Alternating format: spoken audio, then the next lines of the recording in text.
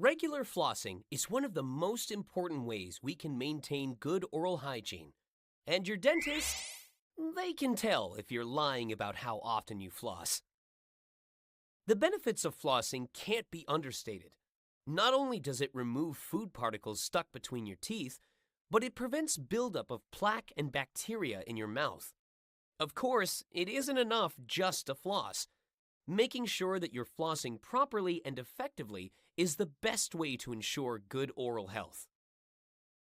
To start, measure out a good amount of floss, about 18 inches or 45 centimeters, and wind each end around your middle fingers. Grasp 1 to 2 inches of floss, 2 to 5 centimeters, with your index finger and thumb. Next, gently glide the floss in between your teeth in a sawing motion.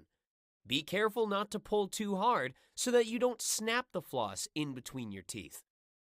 Angle the floss so it slides up and down your tooth in a C shape, making sure that you go slightly below the gum line. Then, angle the floss and do it all again in the other direction.